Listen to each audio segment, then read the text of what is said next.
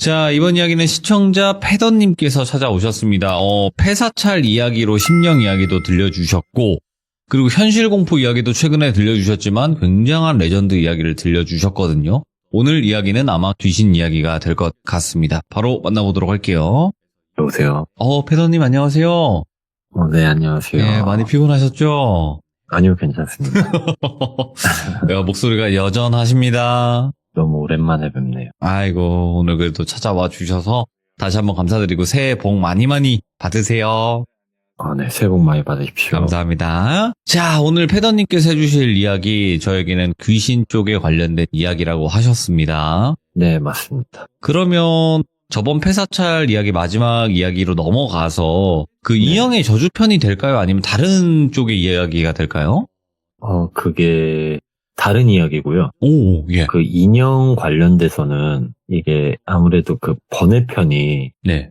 뭔가 그거랑 이어지는 접점이 있어서 제가 최대한 그 내용을 모르더라도 이해를 할 수 있게 그 내용의 앞뒤를 조금씩 바꿔가면서 내용은 그대로인데 네. 이렇게 해서 제가 정리를 조금 하고 있어서 아마 다음번부터는 이제 그걸 시작하지 않을까 싶어요. 알겠습니다. 그럼 편하게 오늘은 다른 귀신 이야기라고 하더라도 패더님이 또 직접 보고 겪으신 거니까 바로 한번 들어보도록 하겠습니다. 렛츠가!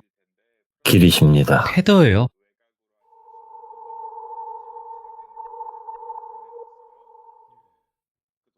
우선 먼저 잠깐 하고 싶은 얘기가 있어서 좀 하겠습니다. 오, 예. 제가 저번 주에 참여할 때 들려드렸던 그 변남이 이야기 있잖아요. 아, 네. 네, 그걸 기억하실지는 모르겠는데. 너무 기억에 남아요, 아직도. 네, 아시는 분도 계시겠고 모르시는 분들도 계실 텐데 변남이가 이 방송을 봤나 보더라고요. 이번 주 일요일에 예. 친척 형한테 전화가 왔거든요. 예? 제가 전에 살던 집이 이제 호주로 나가면서 그 집을 친척 형이 살기 시작했어요. 한 7년 정도를. 예. 근데 이제 변남이가 아는 주소는 거기거든요. 토요일 저녁에 꽂힌 건지 편지 봉투가 하나 있었고, 예. 그 편지 봉투에 패더야, 지켜야 할 게 많고 그걸 지키고 싶으면 조용히 살아, 이렇게 짤막한 글이 써 있었다고 하더라고요. 그래서 제가 이것과 관련해가지고 역시 범죄자는 이 갱생이 불가한 쓰레기구나 싶었고, 오, 예. 혹시나 오늘 방송도 보고 있다면 예. 이거 똑똑히 알아뒀으면 좋은 게, 정확히 제가 이번 달 내로 너를 구속시킬 수 있다. 예. 너나 정신 차리고 조용히 살아라라고 꼭 말 좀 하고 싶어가지고 이 얘기를 좀 먼저 앞에 이야기하게 됐어요. 아니, 잠깐만. 그럼 보복성 편지를 보냈다라는 건가요? 제가 느끼기엔 그런데, 그래서 제가 이제 변호사님한테 자문을 구해서 예. 이것도 만약 알아보고는 있는데. 오케이. 듣고 있을 수 예. 있으니까 자세한 네네. 것까지는 이야기 안 하셔도 될 것 같고요. 예. 그래서 혹시 듣고 있으면은 진짜 이번 달 내로 구속시킬 수 있으니까 조심해라. 이거 좀 꼭 알아뒀으면 좋겠다. 그래서 이걸 먼저 얘기를 하게 됐고요. 왜냐면 시들무라고 해서 그냥 귀신 이야기 좋아하시는 분들만 듣거나 그런 건 아니거든요. 네. 예, 그리고 이미 좀 제 입으로 좀 말씀드리기 좀 그렇지만 돌비 공포 라디오가 좀 많이 퍼져 있어요, 이제는. 그렇죠. 대부분 좀 알고 계신 분들도 있다 보니까 이게 이런 경우들이 간혹 있더라고요. 패더님 말고도 몇 분 계셨었는데 전 따로 연락을 했었지만 그러니까 항상 또 조심해야 되는 부분이니까 패더님이 피해를 보지 않는 선에서 항상 이야기를 해주시면 좋을 것 같아요. 네, 알겠습니다. 알겠습니다. 그럼 오늘의 이야기는 일단은 시작을 하도록 할게요. 예. 오늘 들려드릴 이야기는 제가 이제 폐사찰과 관련돼서 겪으면서 본 존재들이 아니라, 돌비님한테 처음 제보할 때 제가 이런 존재가 아닌 귀신에 가까운 걸 3차례 정도 봤다라고 말씀을 맞아요. 드린 게 있었거든요. 네. 그 중에 한 번을 말씀을 드려볼까 해요. 오, 예. 네, 이 이야기는 이제 과거에 그 폐사찰 편 2번째에서 흉가를 같이 체험했던 여성분 있잖아요. 예. 그 분이랑 후에 친분을 쌓으면서 그분한테 처음이자 마지막으로 들려드렸던 이야기고, 오. 이 일로 인해서 제가 흉가 체험을 그만두게 된 이유기도 하거든요. 그 이유로 제가 이야기를 하지 못했던 이유는 어떠한 일이 있었기도 했고 예. 우연인지 뭔지는 모르겠지만 제가 그 이야기를 한 후로 한 달간의 2번의 교통사고와 그 이유 모를 병치레를 알아서 예, 안 했었어요. 근데 이번에 이렇게 좀 많은 여러분 앞에서 하게 된 이유는 다음에 얘기에 나올 그 인형 있잖아요. 그 현재는 이게 수호령이라 해야 될지 아니면 뭐 저에게 깃든 신이라고 해야 될지는 모르겠는데 그 인형이 사실 지금 제 머리 뒤편에 조금 이 위치에서 따라다닌다는 느낌으로 항상 존재하고 있거든요. 이게 뭐 예? 믿든 안 믿든 상관은 없습니다.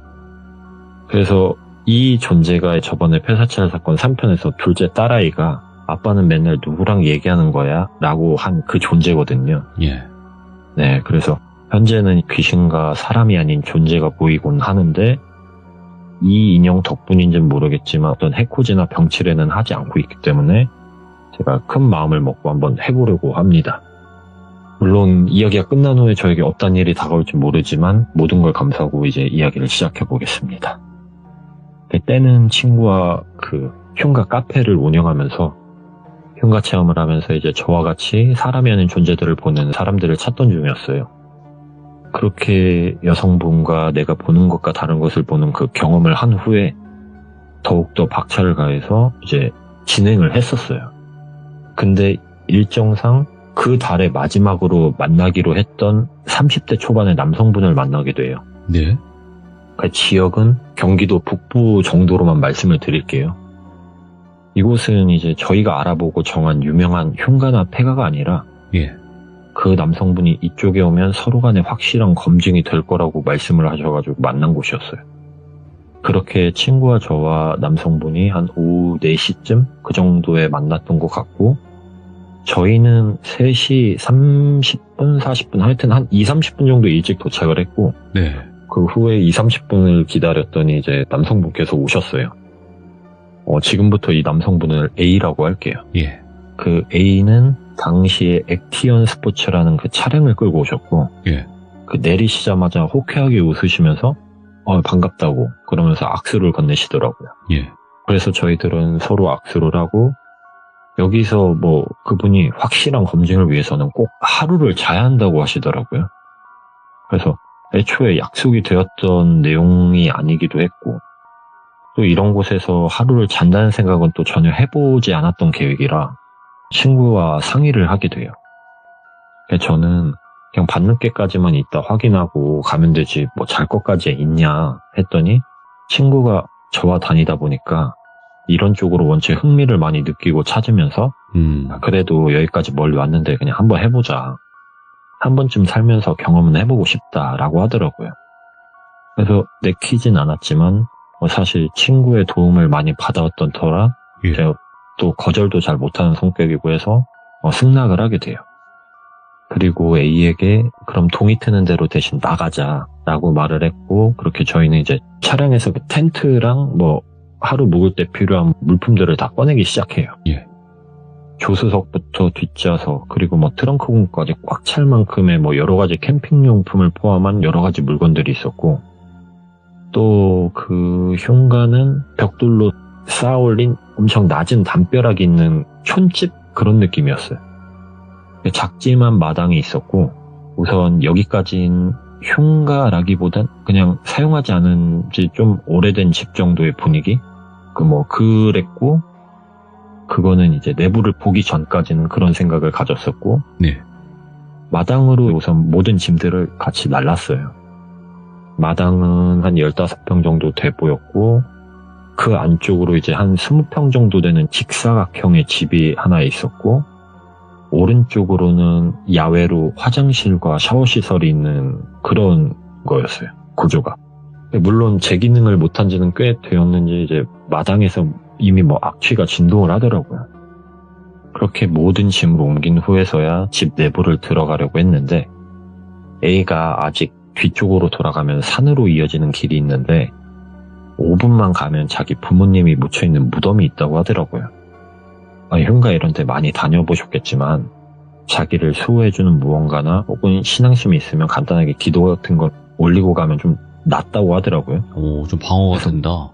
네, 뭐 딱히 끌리지는 않았는데 뭐 본인의 부모님이라고 하니까 그래도 뭐 하고 가면 뭔가 좀 낫지 않겠나 싶어서 그렇게 올라가게 돼요. 그렇게 뭐 뒤쪽에 누군가 길을 만들어 놓은 것 같은 곳을 걷다가 예. 그냥 문득 그런 생각이 들어서 물어보게 돼요. A님, 이 현가라는 집이 혹시 A님이 전에 살던 집이었나요? 그랬더니 웃으면서 이야기를 하더라고요. 예. 예, 아니라고. 우리가 살던 집도 이 동네에 있었는데 우리 집은 지금 허물고 빈 공터이다. 그러니까 여기는 부모님과 딸이 살았었는데 그 부모님이 돌아가시고 그 딸이 정신적인 충격이 너무 커서 미쳐버렸다. 낮이고 밤이고 계절 상관없이 신발도 막 제대로 못 신고 동네를 돌아다니면서 엄마 아빠 어딨어? 배고파요, 밥 주세요. 그러면서 또 막 머리가 너무 아파요, 어딨어요? 막 그러면서 돌아다녔다고 하더라고요. 예. 근데 뭐 주변에 친척도 없고 돌봐주는 사람도 없어서 마을 사람들이 간간히 그냥 들여다보면서 도왔었는데 겨울에 자다가 심근경색으로 돌연사를 했다고 하더라고요. 그래서 자기 부모님 묘지 가는 길목에 있는 집이기도 했고 나이도 2살 차이 누나였는데 학교도 마침 뭐 같이 다녔었고 친했던 사이였어서 이 산에서 갈림길로 조금만 가면 마을 사람들 공동 묘터가 있는데 그쪽에 묻었다고 하더라고요. 그래서 그렇구나 생각하다가 근데 그럼 이곳에 대해 많은 이야기나 정보를 알고 계실 텐데 여기가 왜 흉가가 된 건가요? 라고 물어봤더니 그 이후로 자신은 뭐 일 때문에 인천에 있어서 몰랐는데 가끔 부모님 산소에 오게 되면 마을 사람들이 이 집에서 그 딸이 보였다고 하더라고요. 죽은 딸이. 그 마당 한가운데서 양손에 신발을 들고 덩실덩실 춤을 춘다더라고 말하셨고 근데 이게 한두 명이 본 게 아니라 뭐 그때부터 나도 뭐 이곳을 자주 찾으면서 마당에만 뭐 주구장창 있어 보기도 했고 텐트를 치고 잠을 자보기도 하고 집 안에서도 잠을 자보고 근데 그렇게 봤다는 사람이 많은데도 본인은 한 번이 안 보이더래요. 근데 그 얘기를 듣다 보니까 이 사람이 귀신을 봤다는 그게 없는 거예요. 예. 그래서 제가 그럼 귀신 같은 존재를 못 보는데 혹시 그 존재를 확인하고 싶어서 저희를 부르신 거냐 이렇게 물어봤더니 미안하다 사실 그랬다라고 하더라고요. 그러면서 대신 내가 확인만 해주면 금전적인 보상을 정말 섭섭지 않게 해주겠다라고 하더라고요. 그래서 제가 저기요 제가 돈 때문에 이러고 있는 것 같대요 이렇게 물어봤어요. 그러면서 다른 사람이 봤을 때 쓸데없이 흉가나 다니면서 막 잡기나 들러붙고 막 팔자나 더럽히는 걸로 보이겠지만 저는 어린 시절부터 이후로 단 한 번도 행복하고 맘 편히 살아본 적도 없고 나같이 말 못할 문제나 아픔을 겪고 있는 사람을 찾아서 같이 뭐 해결의 실마리를 찾고 싶어서 이 짓거리를 하고 있는 거다. 시간이 남아 돌아서 뭐 보고 싶은 귀신을 대신 봐주러 다니는 게 아니라 상식적으로 그리고 그런 금전적인 보상이 가능했으면 나 같은 사람이 아니라 무속인을 찾았어야지 나이도 드신 분이 뭐 하는 행동이냐 막 따졌어요. 그때쯤 막 그렇게 얘기를 하면서 뭐 어느 순간 뭐 산소에 도달은 해 있었더라고요. 그러더니 산소에서 제 쪽을 돌아보면서 갑자기 무릎을 꿇더라고요. 그러면서 정말 내가 이 누나한테 빚이 너무 많다. 속인 건 100번 1000번 잘못했고 죄송한데 한 번만 도와달라. 단지 귀신을 보는 줄만 알았고 이제 저를 카페장님이라고 불렀는데 카페장님이 그동안 겪은 일이나 아픔을 몰랐다. 진심으로 사죄드리니 제가 드릴 말씀은 못 되지만 여기까지 온 거 좋은 일 한다 생각하시고 제발 한 번만 도와달라고 하시더라고요. 그러면서 뭐 무속인도 마을 어르신들도 불러보고 뭐 법사님도 불러보고 뭐 했지만 해결이 잘 되질 않았다고 하더라고요. 그래서 도움을 청할 곳을 찾다 카페를 알게 됐고 그러면 안 됐지만 이렇게 하게 되었다. 정말 죄송하다. 제발 좀 도와달라. 계속 그러더라고요. 당시에는 진짜 화도 많이 나고 짜증도 많이 났는데 자꾸 저 사람 입장에서 생각을 해보면 이게 분명히 올바른 행동은 아니었지만 자꾸 한편으로는 또 이해가 되더라고요. 그래서 무속인이 아닌 제가 도와준다는 말은 좀 거창하고 혹시나 그래도 이 사람한테 뭔가 도움이 된다면 그냥 무리하지 말고 내가 할 수 있는 선에서만 해보자라고 생각하고 알았다 라고 대답을 하게 돼요. 대신 저나 친구에게 어떠한 위험한 일이 초래하게 된다면 그땐 가만히 있지 않겠다라고 이야기도 했어요. 뭐 사실 가만히 있지 않으면 뭐 제가 별달리 할 수 있는 방법은 없었는데 그래도 단호하게 말이라도 해놓으면 허튼 수작은 부리지 않을 거라 생각하고 그랬던 것 같아요. 네, 그렇게 그 A의 부모님 묘지에서 A는 뭐 큰절을 2번 하고 반절을 했고 저희들은 그냥 뒤에서 목례만 간단하게 했고 그렇게 A가 산소에 뭐 중얼중얼 뭐라고 기도 같은 걸 했고 그렇게 끝나고 이제 저희는 내려오게 돼요. 내려올 때도 뭐 그렇게 얻진 않았어요. 그때가 여름이라. 내려와서 A가 이야기한 게 조금 어두워지면 방에 들어가자고 하더라고요. 그 전에 뭐 출출하니까 간단하게 밥을 먹자면서 마당에 텐트를 치면서 뭐 캠핑용인 식탁도 펴고 장소와는 안 어울리는데 휴대용 화로에 그 A가 준비해온 고기도 굽고 무슨 흉가에서 최후의 만찬처럼 생각지도 못한 성대한 밥상을 차려놓고 먹게 돼요. 예. 저는 장소도 장소였고 A를 돕는다고 남아있긴 했지만 사실 속인 것도 그렇고 이 사람이 믿을 수 있는 사람인가에 대한 찝찝함도 있었기 때문에 잘 넘어가진 않았지만 그냥 억지로 1-2점 먹었던 것 같아요. 반면에 친구는 좋다고 눈치 없이 맛있게 먹고 있더라고요. 한편으로는 저 성격도 부럽더라고요. 무튼 그렇게 밥을 먹으면서 이런저런 얘기를 나누다가 이 집이 이렇게 비어있는지는 얼마나 됐냐부터 여기서 죽은 딸을 목격했다는 마을 사람들이 있다면서 그분들한테 도움을 청해보진 않았냐. 가능하다면 일정을 조율하더라도 내일 목격했던 마을 주민분들을 만나서 짧게라도 인터뷰가 가능한지 등을 물어봤어요, 제가. 예. 그랬더니 뭐 우선 집이 이렇게 비어있는지는 한 10년 정도 되었다고 해요. 그 당시 10년 전이니 한 2000년대 초중반 정도 됐던 것 같아요. 그리고 죽은 딸을 목격한 그 마을 사람들은 이미 떠난 사람도 많고 돌아가신 분들도 많아서 남아 계신지는 모르겠지만 남아 계신 분들이 있다면 그분들이 허락만 해준다면 인터뷰도 돕겠다고 말을 하더라고요. 진작에 그 도움을 여기저기 청했는데 이게 뭐 좋은 일이라고 나이 들고 뭐 동네 안 좋은 소문 퍼져서 시끄러워지면 골치 아프다라는 식으로 대부분이 거절하거나 쉬쉬하셨다고 하더라고요.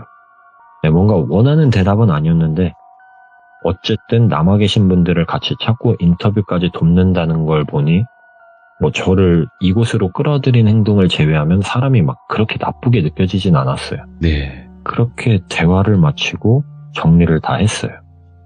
정리를 하면서 한 가지 부탁을 더 하더라고요. 텐트가 2개인데 이 귀신이 주로 마당에서 보였다고 하니까 자기가 마당에 텐트를 치고 자겠다. 그러니 방 안에서 여분의 텐트를 피고 그쪽에 전기가 안 들어오니까 자기가 그 차량용 발전기로 안에 전구를 몇 개 돌려줄 테니 좀 밝게 해서 주무셔라 이러더라고요. 그래서 안에서 자든 밖에서 자든 같이 자면 되지 뭐하러 떨어져서 자냐고 물어봤더니 아까 말씀하실 때 카페장님과 친구분께 어떠한 위험한 일도 만들지 않기로 하지 않았냐. 무속인이나 법선님들이 다른 건 다 실패했지만 저 집안에는 여러 가지 비방부터 부적도 많이 붙어 있다. 여기보다 적어도 저쪽이 안전할 거다. 대신 혹시나 뭔가가 바깥에서 느껴지면 나와서 안 보더라도 저 창문으로 그것이 생김새나 모양새를 좀 보고 말 좀 해주었으면 좋겠다 하더라고요. 내키진 않았는데 그럼 방을 우선 한번 보겠다고 말을 했어요. 그렇게 A와 집으로 들어가게 돼요. 들어섰을 땐 뭐 가벽 같은 게 있었던 흔적은 있는데 다 허물어져 있었고 20평 전체가 그냥 큰 원룸처럼 내부가 한 공간이었어요. 그리고 바깥에서 볼 땐 엄청 허름하고 사용되지 않은 지 오래된 촌집처럼 보였지만 내부는 상대적으로 좀 깨끗하고 어림잡아 한 30-40장 정도의 부적들이 여기저기 덕지덕지 붙어 있었고 바닥은 시멘트 바닥? 그 분필 같은 걸로 알 수 없는 뭔가 문양들이 막 그려져 있었거든요. 그걸 마방진이라고 해야 되나? 급사 그런 느낌의 뭐 그림 같은 것도 있었고 막 안에 분위기가 괴이하고 이상하긴 했는데 딱히 위압감 같은 거나 좋지 않은 느낌을 받지는 않았어요. 아무래도 왠지 모르게 부적이나 아래의 문양들이 저희를 지켜줄 것 같은 기분이었거든요. 그래서 처음엔 분위기에 위화감을 느껴서 흠칫은 했는데 A가 그걸 캐치를 한 건지 이런 부적들이나 바닥에 써있는 것들이 불편하시면은 그만두셔도 된다라고 하더라고요. 네, 그래서 어쨌든 도움을 받기 위해 이런 짓까지 벌이긴 했는데 예. 아까 한 약속도 있고 지극히 개인적인 문제니까 지금까지 함께 해주신 것만으로도 감사하다라고 이야기를 하더라고요. 근데 이야기를 저런 식으로 하니까 사람 마음이 그럼 그렇게 할게요. 도저히 여기서 더 이상 도움을 못 드리겠네요. 이게 아니라 어차피 하루인데 그리고 한 번 도움 주고 그냥 내일 이후로는 앞으로 살면서 만나지도 도움을 줄 일도 만들지 않으면 되지라고 생각을 했어요. 그래서 그러면서 그냥 아니라고 생각하는 것보단 편안한 것 같다. 네. 이 정도면 하루 먹는 건 문제가 안 될 것 같다. 그렇게 생각을 하고 대신 어떠한 느낌이 들면 그 모양새나 생김새를 볼 수 있으면 보겠지만 못 보게 되더라도 그건 어쩔 수 없는 거다. 이렇게 말을 했더니 알았다고 정말 감사하다고 하더라고요. 그렇게 차량용 발전기인지 인버터인지 아무튼 거기에 전기를 연결해서 안쪽에 전구를 양쪽으로 이렇게 2개를 고정을 시켜놨어요. 근데 그렇게 하니까 제법 아내가 대낮이라고 생각될 정도로 엄청 밝더라고요. 오. 그래서 공포감이 딱히 없었어요. 그렇게 아내도 텐트를 쳐놓고 바깥에서 이런저런 이야기를 듣다가 예. 한 11시쯤 넘어서 이제 저랑 친구랑은 집 안으로 들어왔고 A씨는 이제 바깥에 텐트에 들어갔어요. 사실 잠이 안 와서 그날 새벽 늦게까지 저는 잠을 못 잤었거든요. 소변도 마려웠었는데 근데 왠지 모르게 바깥에 나가보려고 하면 문을 열면 무언가가 서 있을 것만 같은 느낌이 들더라고요. 예. 그래서 나가지는 못하고 그리고 또 오른편에 있는 그 창문은 더더욱 쳐다보려는 생각도 못했어요.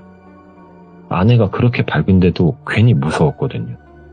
그렇게 참다가 그냥 들어가자 해서 텐트에 들어가서 누워있다가 잠이 들었어요. 한참 잘 자고 있었는데 누가 어깨를 막 흔들더라고요.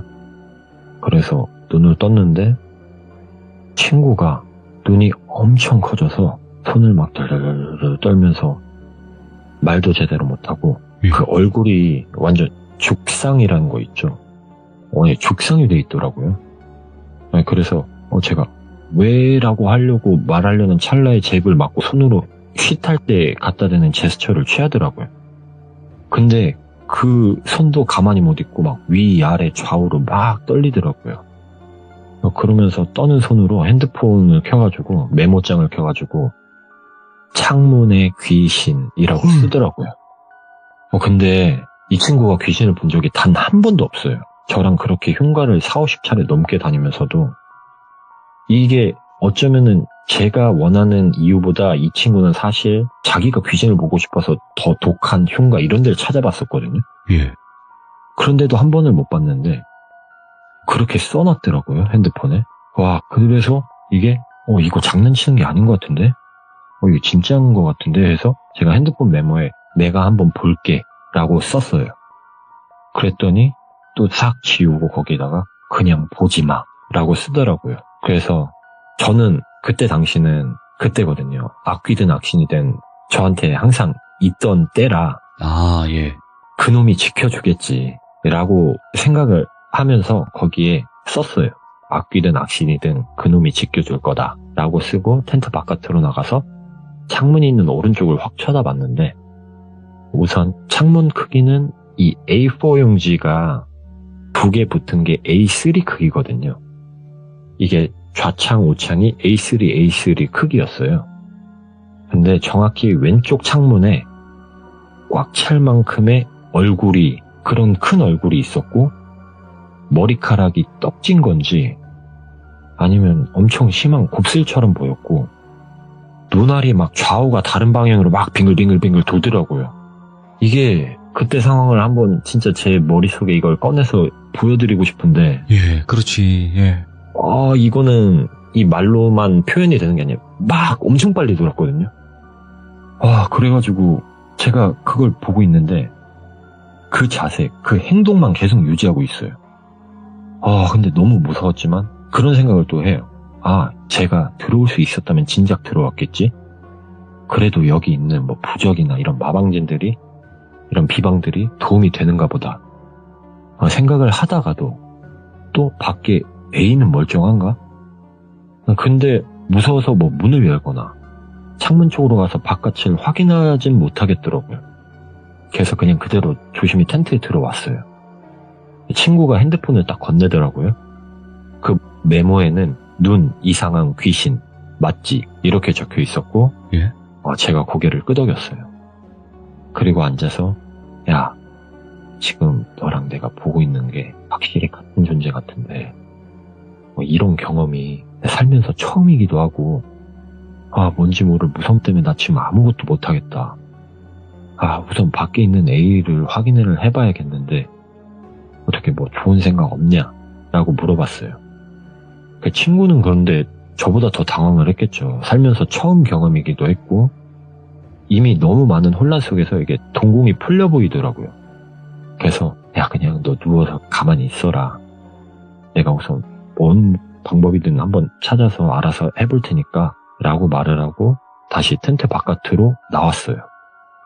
그 자리에 그 귀신은 계속 눈알을 막 사방팔방으로 막 빙글빙글 돌리고 있었고 하필 또 전구를 밝게 켜놔서 그 얼굴이 너무 잘 보였어요. 차라리 어두우면 조금 덜 잘 보였을 텐데 이게 너무 밝게 잘 보이니까 근데 아무리 생각해도 방법은 이 귀신이 있는 반대편에 있는 그 큰 통창 쪽에 붙어있는 베란다 문처럼 생긴 그 창문을 열고 바깥으로 나가서 한 바퀴 돌아서 나가야 마당에 나가는 것, 아니면 문을 열고 나가는 것, 아니면 귀신이 있는 창으로 나가는 것. 방법은 이 세 가지였는데 제가 할 수 있는 거라고는 단 하나도 없었죠. 고민만 하다가 다시 텐트로 들어왔고 친구한테 그냥 야, 어쩔 수 없다. 이거 여기서 최대한 버티자. 내가 중간중간 바깥 확인하고 할 테니까 이게 아마 그래도 동이 틀 때면 저것도 없어지지 않을까 라고 얘기를 했어요. 시간이 지날수록 친구는 조금씩 정신이 돌아왔고 저는 중간중간 볼 때마다 귀신은 계속해서 그 자리에 있었어요. 그리고 시간이 5시쯤 됐을 때 갑자기 이 문이 열리는 소리가 났고 누가 텐트를 툭툭 치더라고요. 그래서 이거 A다. 그래서 A님인가요? 이렇게 물어봤어요. 근데 이런 소리가 났거든요. 이게 저는 대답이라고 생각했었어요, 당시에. 그래서 이게 A님은 목소리가 약간 톤이 높고 말이 빠르신데 우선은 이게 전혀 목소리가 다르다.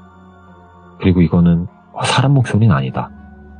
이거 뭔지는 모르겠는데 지금 상황이 엄청 위험하다라고 생각을 했고 틈족이고 혹시라도 이게 문을 열면은 발로 차버리려고 친구는 이제 뒤에서 저를 안고 있었고 저는 친구한테 기대서 문 쪽으로 발로 찰 자세를 취하고 있었어요. 근데 그 이후에는 문 쪽이 아니라 저희 텐트를 주위를 뱅뱅 돌면서 이런 소리를 계속 내더라고요. 이게 어떻게 해야 되지? 이거 혹시 꿈 아닌가? 미치겠네. 이거 진짜 제발 부처상이든 인형이든 뭐든 나와서 좀 도와줘라. 혹시 니네의 숙주가 나라면 내가 죽으면 니네도 죽으니까 니네가 저 존재 좀 물리쳐줘라. 이런 말도 안 되는 생각까지 하고 있었어요. 그러다가 안 되겠다. 우선 경찰에 신고를 하자. 그래도 누군가 제3자 어떤 사람이든 오면 상황이 해결될지는 모르겠지만 살 수는 있지 않을까. 그래서 112에 신고를 해요. 그리고 소리를 최대한 줄이고 아무 말도 안 했어요. 전화기 너머로 막 무슨 얘기를 하고 신고자분 도움이 필요한 상황이신가요? 막 이런 말들이 언뜻 들렸고 진짜 밖에서 안 들릴 정도로 네. 이런 식으로 이제 대답을 했어요. 주소를 불러달라, 뭐라고 계속 얘기는 했는데, 저희는 지금 바깥에 그 올롤롤로 이 소리 때문에 정신이 팔려 있어서 전화기는 들고만 있었죠. 주변에서 계속 그 소리는 나지. 진짜 오늘 하루를 빨리 되짚으면서 생각에 생각을 거듭을 하면서 그러다 하나 기억에 남는 게 여기 동네에 들어올 때 땡땡 마을이라는 그 돌 같은 걸로 이렇게 써져 있었던 게 있었거든요. 예. 그래서 땡땡 마을 입구 액션 스포츠 이렇게 얘기를 했어요. 근데 잘 못 알아듣는 건지 못 알아듣더라고요. 그래서 제가 또 땡땡 마을 집 입구 액션 스포츠라고 이야기를 했고 이게 어느 정도 전달이 된 건지 담당 경찰이 이걸 끊으면 연락을 한다길래 전화 끊고 전화하면 우리 다 죽는다 이렇게 얘기를 했어요. 그래서 결국에는 전화가 통화된 상태로 있었고 지금 그 시간도 아직도 정확히 기억나는데 5시 12분에 딱 바깥에서 저벅저벅 여러 개의 발소리가 들렸어요. 차 소리와 발소리가 들렸고 창문을 두드리는 소리가 났어요. 그때 그 오르르 이런 소리는 온데간데 없이 사라졌고 근데 저희가 나갈 수는 없었어요. 이 창을 누가 두드리는지 모르니까. 그렇죠. 그래서 전화로 혹시 밖에 경찰관님이 도착하신 게 맞냐, 맞으면 창문을 깨고 들어와 달라 이야기를 했고 조금 있으니까 창문이 깨졌고 사람들이 넘어오는 소리가 들렸고 텐트 문이 열렸어요. 거긴 경찰분들이 있었고 난도를 하며 나왔고 대체 여기서 무슨 일이 있었던 거냐 막 저희가 다그치더라고요. 그래서 우선 여기 나가자. 경찰관님 여기 진짜 위험한 곳이다. 나가야 된다고 문으로 나가려고 하는데 경찰이 그쪽 밖에서 걸어 잠궈가지고 못 나간다 그러더라고요. 그러면서 소방 쪽에서도 오고 있으니까 조금 기다려라 그러길래 밖에서 문이 잠겨 있다고요? 그럴 리가 없는데 했더니 이미 밖에 나가보라고 이 창문으로 나가보라고 자물쇠가 열 몇 개가 이렇게 묶여 있다고 그러더라고요. 그래서 이게 뭐지? 싶어서 그럼 밖에 텐트에 있던 사람은 어떻게 됐냐 그랬더니 사망했다고 하시더라고요. 그래서 아니 무슨 소리냐 그랬더니 돌아가셨다고. 대체 여기서 뭔 일들을 하신 거냐고. 우선 병원으로 가시고 저희가 연락하면 서에 나와서 조사를 받아야 될 거다. 우선 소방 오기 전까지 여기서 안정을 좀 취해라라고 하시더라고요. 이게 당최 무슨 일들인가 싶어서 돌아버릴 것만 같았는데 사실 그때 당시 무서움, 얼떨떨함, 어이없음, 이런 모든 감정들보다 사실은 우선 살았다. A씨에 대한 감정을 느끼기엔 생각지 못한 공포를 느껴서 그런지 몰라도 그렇더라고요. 그래서 그렇게 시간이 지나고 소방에서 사람이 나와서 문도 절단을 했고 저희는 병원으로 갔고 당연히 A의 장례는 생각지도 못하게 지나갔고 이제 후에 경찰 조사 때 언제 치렀고 어디에 모셨다 이런 얘기는 들었거든요. 어쨌든 저희한테 아무런 혐의점도 없었고 오히려 안에 갇혀 있었고 그래서 결과적으로는 내사 종결로는 끝났는데 그리고 앞서 말했듯이 우연인지 뭔지 모르겠지만 이 일을 겪고 나서 저랑 친구가 사고가 나요. 2번의 교통사고가 나거든요. 한 번은 가만히 있는데 졸음운전을 하던 그 덤프트럭에 다쳐가지고 당시에 이제 뒷좌석의 형체를 알아볼 수 없을 정도로 구겨져서 폐차를 했거든요. 근데 진짜 신기한 건 저희 둘 다 부상이 아주 경미해서 일주일도 안 돼서 빠른 시일 내에 퇴원을 했고 퇴원을 하는 날에 이제 친구 어머님이 태우러 오셨거든요. 그 어머님이 저희한테 앞으로 그런 쓸데없는 짓 하면서 돌아다니지 말라고 하시면서 원래 다니시던 절에 가서 기도를 드리고 가자 해서 절로 향하던 중에 그 시골길 좁은 도로에서 또랑이라고 하나요? 그 또랑으로 바퀴가 빠지면서 6m 아래로 추락을 해요. 당시에 친구는 팔에 개방성 골절로 뼈가 살을 뚫고 나와서 큰 수술을 하게 됐고 어머님은 목과 허리를 크게 다쳐서 거의 1년 가까이 병원 생활을 지내고 저는 갈비뼈 그때 2대 골절에 발가락 3개가 부러져서 역시나 저도 병원 생활을 오래 했고 그리고 퇴원 후 알 수 없는 병치레들 이런저런 이유로 이제 집에 박혀 생활하게 돼요. 그러다 이제 이 모든 게 그때 사건이랑 관련된 게 뭔가 분명히 있다. 이걸 해결해야 나든 친구든 더 큰 화를 당하지 않을 것이다 라고 생각을 해요. 그래서 그곳으로 다시 갔죠. 물론 친구에게 말은 안 했어요. 어디부터 시작할까다 그냥 동네 집집마다 다 돌아다니면서 혹시 이 집에 대한 이야기를 아느냐, 이 과거에 A라는 남자를 아느냐 물어봤어요. 예. 물론 문전박대를 당한 것도 있었고 동네에 새로 이사를 와서 모르겠다라는 사람도 있었고, 근데 전혀 생각지도 못하게 예전에 그 시골 마을에 똥차라고 하나요? 왜 시골 마을에는 차로 그 푸세식 화장실들 정화하는 그런 차들 있잖아요. 제가 그날 그 동네를 이렇게 계속 돌아다니면서 물어보고 하니까 관심이 가셨던 건지 말을 거셨고, 예. 자기가 내용을 아는데 얘기 한번 해볼래냐고 막 이런 식으로 말을 하더라고요. 그래서 혹시 이거에 대해 아는 내용이 있으면 저한테 도움을 주시면 정말 감사하겠다 라고 해서 전화번호를 교환을 했고, 예. 그럼 이따가 내가 여기랑 한 집 더 작업 끝나면은 바깥으로 나갈 때 전화할 테니까 말 그만 들쑤시고 저 아래 내려가면은 사람들 안 보이는 곳 가서 기다리고 있어라. 예. 그렇게 말씀을 하시더라고요. 그래서 꽤 오랜 시간이 흐르고 전화가 왔고, 그 사장님 차에 타서 시내권의 어떤 그 사무실? 그런 곳으로 이동을 하게 돼요. 예. 기억나는 게 오렌지 쌕쌕이라고 오렌지 주스. 쌕쌕 알죠. 네. 예. 그거를 받았던 기억이 있고, 예. 딱 봐도 나보다 어려 보이니까 말 편히 할게 그러셨거든요. 그래서 네, 편하실 대로 하세요 라고 말씀을 드렸고, 그 A를 이제 경수라고 이야기할게요. 네. 너 경수에 관해서 자꾸 캐고 다녔다면서 대체 경수랑 무슨 관계냐? 왜 자꾸 묻고 다니는 거냐? 그래서 그 경수분이 사망하신 날 집안에 있던 2명 중 1명이다 제가 그렇게 말했더니 진짜 깊은 한숨을 쉬시더라고요. 그러면서 말씀을 해주셨어요. 그 집이 경수네 집이고 경수는 같은 동네에 살아서 친한 친구였었어 내가. 예. 근데 문제가 생긴 건 경수네 부모님이 돌아가시고 나서부터였다. 부모님이 돌아가시면서 경수가 정신 나간 지 누나를 매일같이 수적인 폭력을 했다. 근데 내가 그걸 당시에 알았으면 당연히 신고하고 콩밥을 먹였을 텐데, 이게 나중에 누나가 안 좋은 선택을 했는데 그 누나 뱃속에 애가 있다더라. 근데 누나가 제정신이 아니기도 했고 보호자라고 하나 있는 경수라는 새끼는 경찰 조사에서 남자친구가 있었는데 그 애를 뵌 것 같다. 근데 그 남자가 누군지도 모르겠다.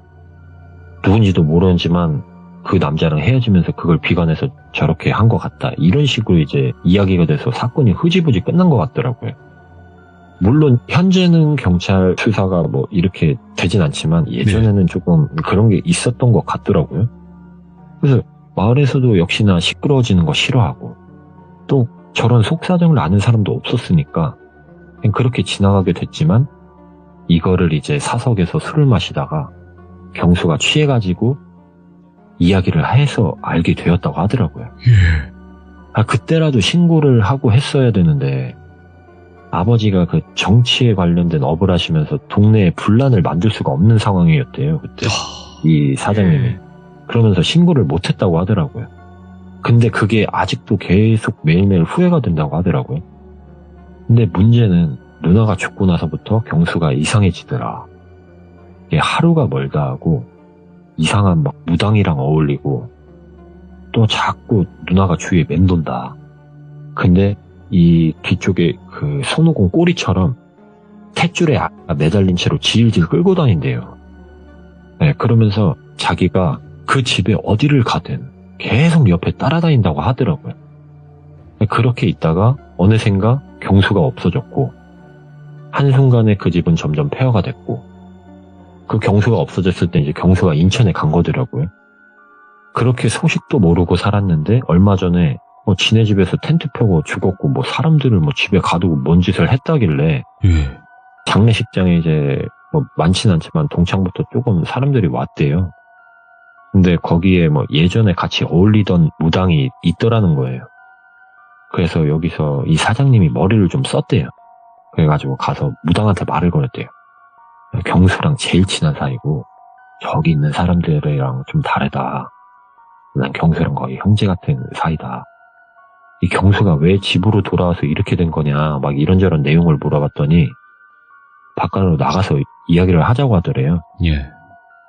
그렇게 나가서 이야기한 게 자기는 경수의 연인이고 사실 이 남자친구를 위해서 자기가 신내림을 받았고 그 몇 년 동안 그 누나 때문에 자기와 준비한 게 있다고 하더라고요. 그러니까 이 여자도 그 뭐라고 하죠? 허주? 뭐 그런 걸 받은 거죠. 이제 자기 남자친구가 잘못해서 그 누나를 저기 한 건데 그 누나를 없애려고 그렇게 준비를 해온 거죠. 와. 그렇게 해서 이제 맨 처음에는 사실 그렇게까지 생각은 안 했지만 이제 경수 누나와 그 아이의 혼을 달래기 위해서 막 이런저런 걸 다 했었는데 일반적인 방법이 통하지 않으니까 네. 다른 사람에게 넘기려 준비를 했었다 그러더라고요. 예. 그냥 아무 관련 없는 외지인이나 뭐 영적인 부분이 트여있다면 더더욱 좋은 재물의 조건이 갖춰질 거라 이야기를 했었고 예. 이제 경수가 죽기 전날 자기 여자친구한테 준비가 되었다고 해서 이제 집 내부에 이런저런 준비를 했고 화장실 쪽에서 나던 그 악취가 오물 냄새가 아니라 그 방법과 관련된 동물 내구의 신체 일부도 준비했었다고 하더라고요. 그렇게 이제 준비가 다 잘 되었고 다음날 저와 친구가 그 제물이 되었어야 정상적인 진행이 되었던 건데 어디서 잘못된 건지 모르겠지만 경수가 죽었고 타이는 뭐 심장마비였고 이제 이 장례식장에서 그 여자가 태아를 질질 끌면서 그 무당 있잖아요. 자기를 계속 노려보고 있더라고 했대요. 그래서 이 사장님은 그냥 이 대화에서는 일이 어쩌다 그렇게 그르쳐져가지고 이렇게 죽었나. 네. 그 재물들이 다 그렇게 해서 넘어갔어야 된다. 이런 식으로 그냥 대꾸랑 맞장구만 쳐줬다고 하시더라고요.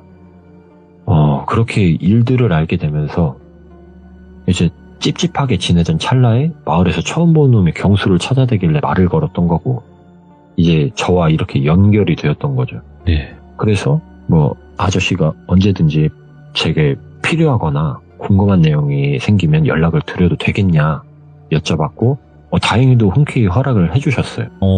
네, 그래서 제가 그날 이후 뭐 이런 사고와 병치레에 대해 뭐 이야기를 해서 그런지 모르겠지만 자신이 알고 있는 말해줄 수 있는 내용은 언제든지 다 말해주겠다 하더라고요.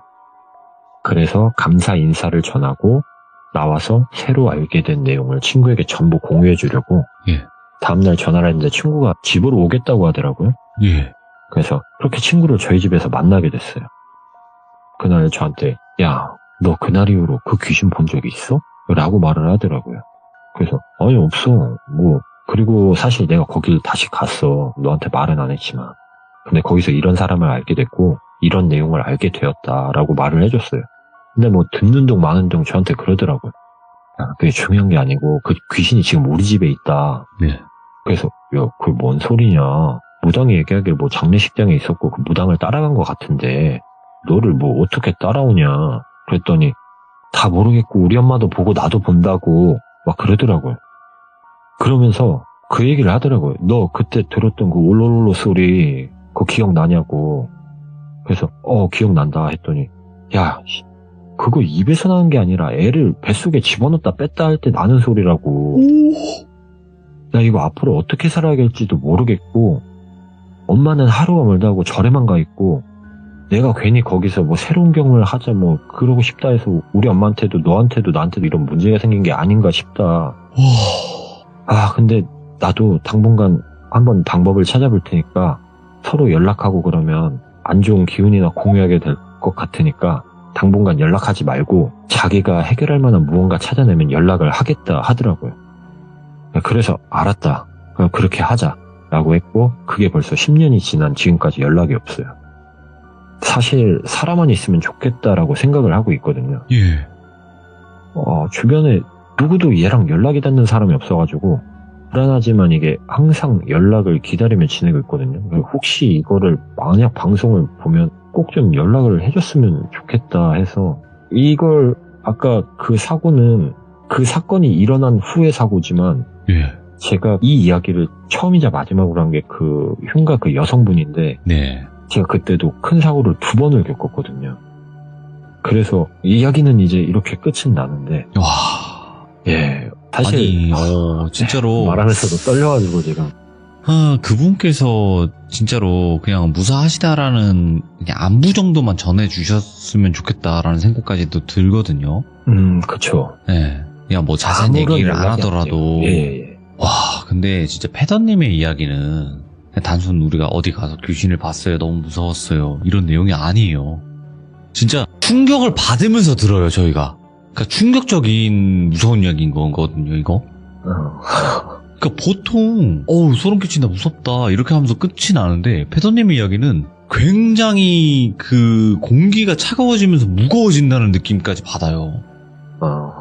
네, 이게 괜히 느끼는 건 아니라고 저는 생각을 하는데, 야, 진짜 뭐 어떤 삶을 사신 건가요, 패더님, 진짜로. 근데 진짜 와. 예, 저는 항상 지금은 예. 작은 일에도 정말 행복할 정도로 제 이전 삶이 원체 너무 불행하기도 했고 예. 진짜 저는 지금은 못하는 일이 없거든요. 예, 그렇겠죠. 예. 예. 이보다 더한 일들이 더 많았었으니까요, 여태까지. 진짜로 패더님께서 시들무를 이렇게 들어주시면서 또 제 채널을 선택을 해주셨고, 제 채널을 선택을 해주셔서 또 이야기 제보까지 이렇게 들려주셨는데, 모르겠어요. 패더님보다 더 하신 분들도 계시겠죠? 예, 그렇죠. 또 이 이야기를 듣고 계시면서 망설이시는 분들 중에 아마 그런 분들도 계실 수도 있는데, 차마 참여를 못 하시거나 아니면 진짜 참여를 못 하시는 상황이 분명히 있어요. 그런 분들에게도 또 이분이 또 나랑 비슷한 일을 겪는구나라는 또 위안을 주실 수도 있는 거고 힘을 주실 수도 있는 거고, 아닌 분들에게는 이런 일이 있구나 또 이렇게 알려주실 수 있는 분이라서 저는 다시 한번 또 이렇게 이야기 들려주시는 게 굉장히 또 고맙고 감사드리고, 많은 분들에게 이런 이야기가 있다라는 걸 알려주셔서 또 고맙습니다. 네, 저도 들어주셔서 감사합니다. 앞으로 또 여러 가지 이야기들이 많이 있으시겠지만 꼭 이렇게 찾아와서 그냥 이야기하듯이 이 이야기 하나 풀어냈다, 그냥 털어냈다 생각하시면서 풀어주시면 좋을 것 같고, 항상 말씀드리지만 피해가 없는 선에서 풀어주시길 바래요, 이야기. 네네. 네, 그게 현실 쪽이든 영적이든 네, 피해가 없는 게 가장 좋은 거니까요. 예, 알겠습니다. 네, 감사드립니다. 고맙습니다. 예, 감사합니다. 네. 굉장히 충격적입니다. 이분의 이야기는 충격이 가시면 또 와요, 충격이 가시지 않았어요, 이분이 지금 하신 이야기 중에서. 그래서 굉장히 그냥 우리는 이런 걸 레전드라고 표현을 하지만 이 이야기를 하기까지는 굉장히 힘드셨겠다라는 생각까지 들어요. 뭐 이거는 제 개인적인 생각이지만 많은 분들이 그냥 단순 무서운 이야기가 아니라 정말 이런 삶을 사시는 분들도 있구나를 알아주셨으면 좋겠다라는 말씀드리면서 이번 이야기 마치도록 하겠습니다. 감사합니다. 자, 이번 이야기는 시청자 테슬러즈님께서 찾아오셨습니다. 테슬러즈님, 목소리만 들어도 기분이 좋아지는 그런 분이죠. 바로 만나보도록 할게요. 안녕하세요, 돌비님. 오늘 목소리가 굉장히 맑아요. 잘 들리시나요? 네, 목소리가 굉장히 맑게 들립니다, 오늘. 오랜만에 집에서 해서 그런가 봐요. 확실히 다르네. 대부분 이게 차이가 있나요? 그쵸, 있죠. 그러니까 저희가 그 똥개도 자기 홈그라운드에서는 40%는 먹고 들어간다지 않습니까? 이게 집에 오니까 이게 되네. 금방 캐치해 주셨네요. 네네. 아이고, 아닙니다. 네, 감사드리고요. 네네. 자, 오늘 테슬러즈님께서 이렇게 늦은 밤에 또 고생해 주시는데, 오늘 네, 해주실 이야기는 어떤 이야기일까요? 오늘 드릴 말씀은 아는 형님을 오랜만에 만났는데 그 형님이 살다 보니까 이런 일도 있더라 하면서 해준 얘기가 있어서 제가 한번 전달 드려볼까 하고 가져와 봤습니다. 네. 어떻게 이런 걸 또 들으셨어요? 열심히 취재를 또 하고 있습니다. 아이고, 감사합니다. 자, 그러면 바로 출발을 해보도록 하겠습니다. 렛츠가 길이십니다. 테슬러즈죠.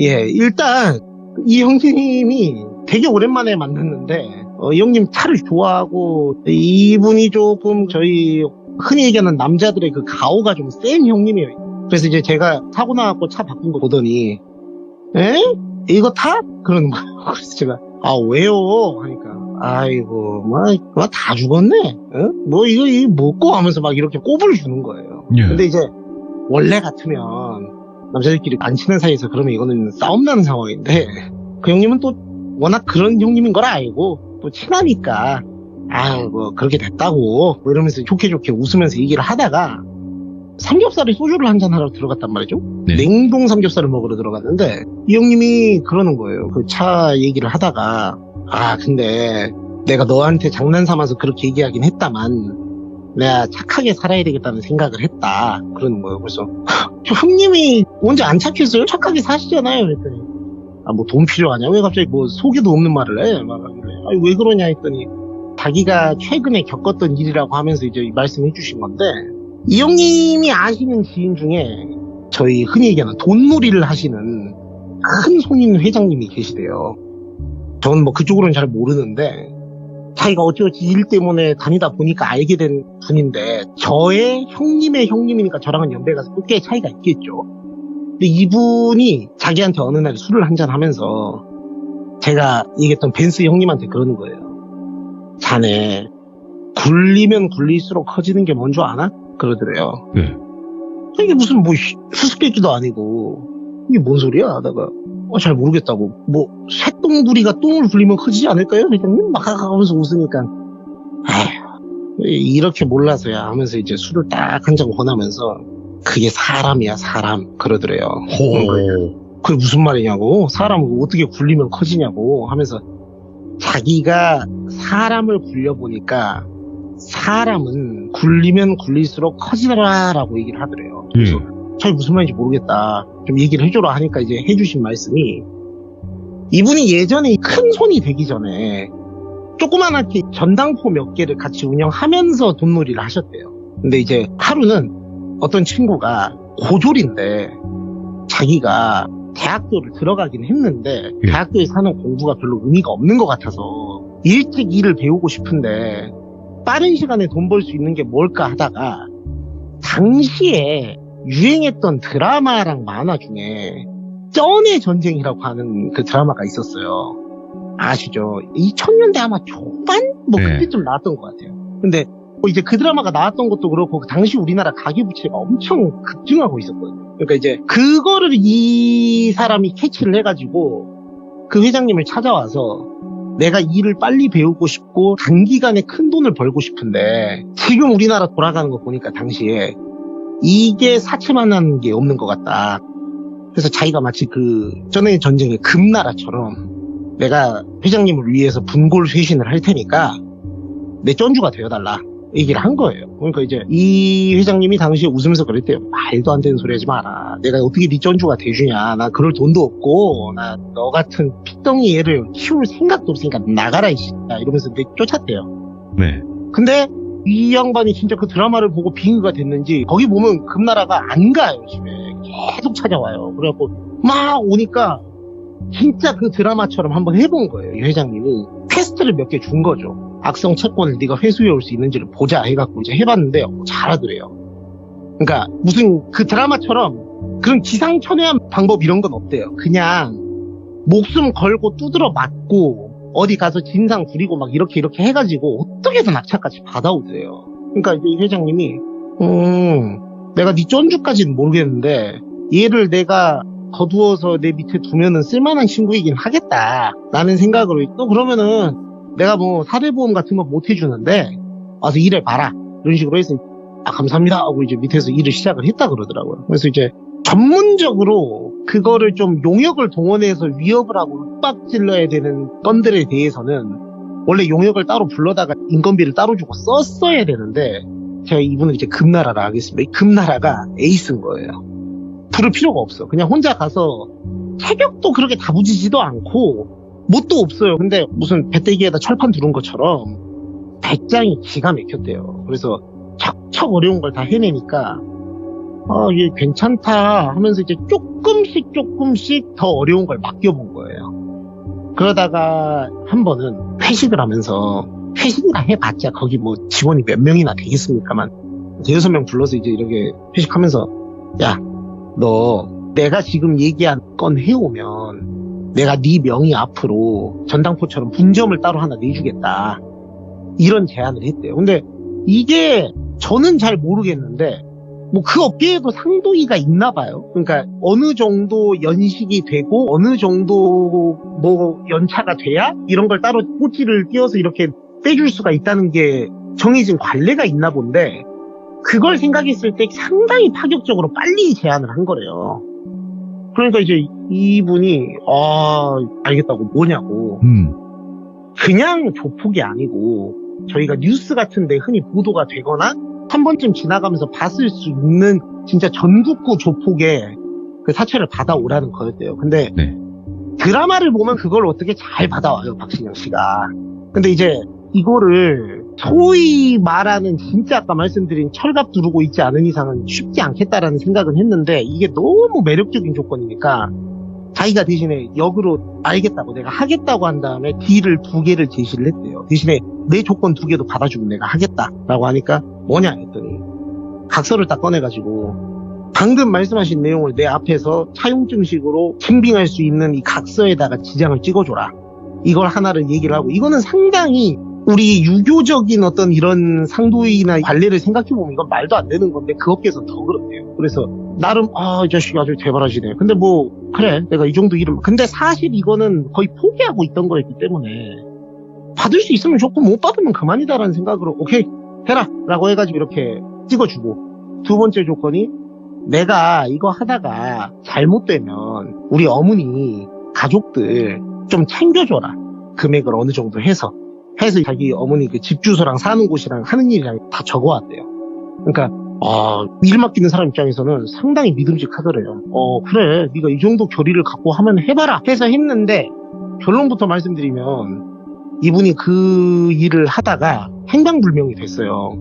이제 사라진 거죠. 그러니까 알 수 있는 방법은 없는데 이분은 이미 사실상 집에서도 절연을 한 상태였고 무연고자나 다름이 없는 거예요.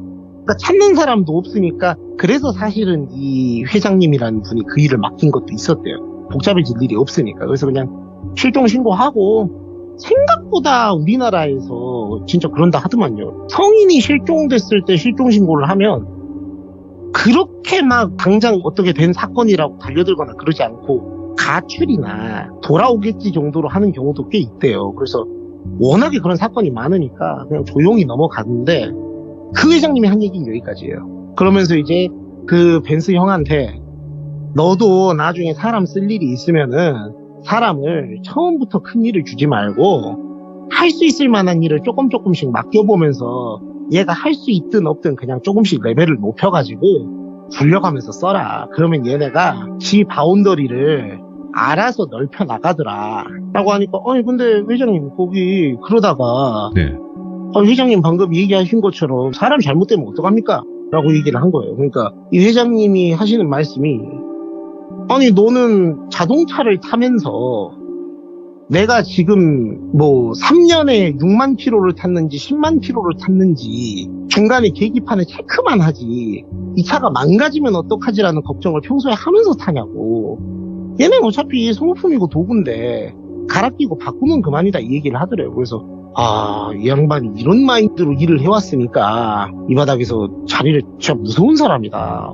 난 저렇게 못 살겠다. 이러면서 이제 알겠다고 하고 자리를 나왔대요. 그래서 저도 여기까지 들으면서 참 비정한 세계네요 라고 했는데 이 회장님이 그 형님한테 얘기를 하면서 이런 말을 했대요. 근데 나는 잘못했다고 생각하진 않는다. 네.